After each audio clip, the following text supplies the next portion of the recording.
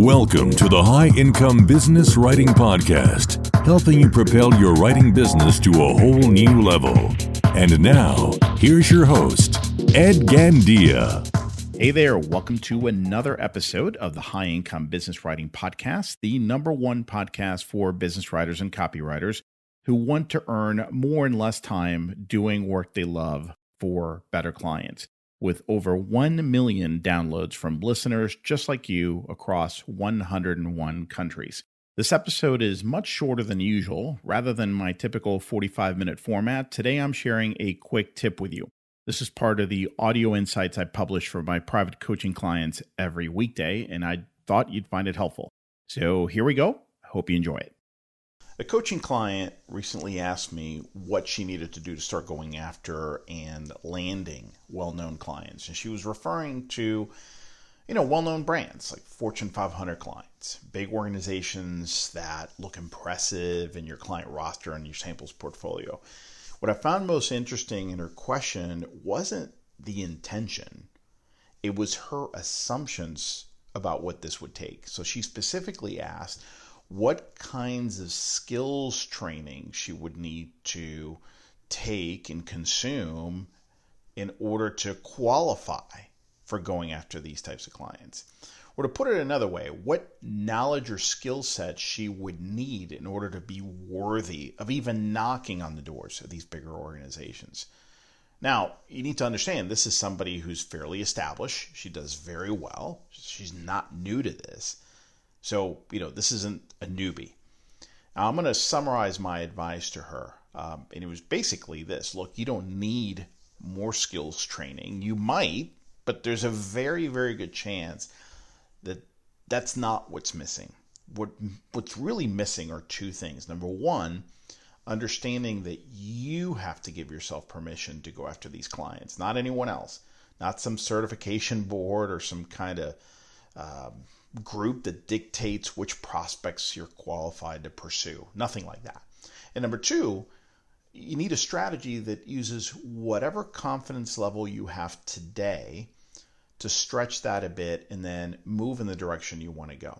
So let me explain these points. The first one is pretty self-explanatory. You don't need outside permission. You can go after whomever you want, whenever you want. And you know what? There's a very good chance that you're already qualified to go after the IBMs of the world. Boatloads of writers go after bigger clients than you do. Okay. So even though they're less experienced in many cases, less skilled, less qualified to do so, they still go after them. And you know what? Some of them, and some underqualified writers, actually land these clients by doing that.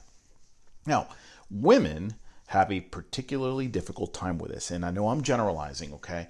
But there's a good amount of evidence showing that women won't go after something unless they feel like they check all the boxes.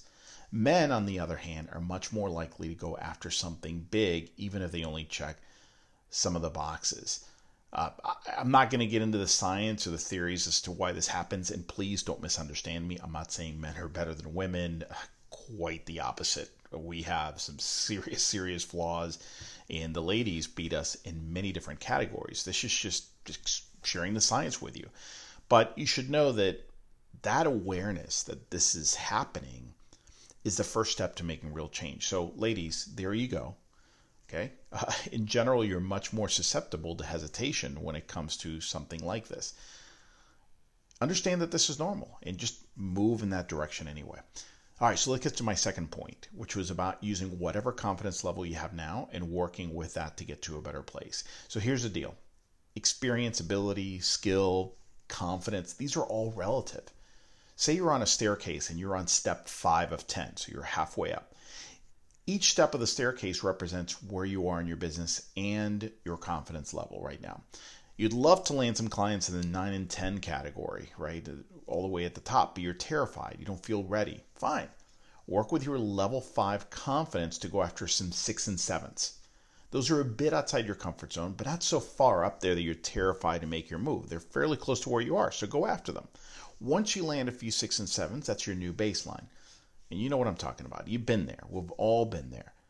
What used to feel out of reach is now the new normal. So now that you're there, it's time to go after the 8s and 9s. Again, that's outside your comfort zone, but not so far out there that it feels impossible. Because remember, you're at the 6 and 7s right now. So you'll soon, after some attempts, land your first client in that category and then another one. And before you know it, this is your new comfort zone, your new normal. And there you are. You're so close to the 10s now that you can't imagine why you wouldn't even go after them. One last point.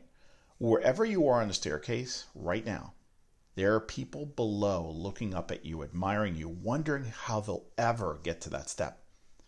Being where you are might not be a big deal to you, but it's a big deal to someone else. And it was a big deal to you at some point. It's all relative. And the fact that you are where you are right now is proof that you're capable of so much more. Onward. Well, that's it for today. I hope you enjoyed the episode. And just a quick reminder to grab your free copy of my latest book, Earn More in Less Time: The Proven Mindset, Strategies, and Actions to Prosper as a Freelance Writer. You can get your free copy at b2blauncher.com, where you will also find the detailed show notes to this and all my other episodes. Enjoy and have a great day.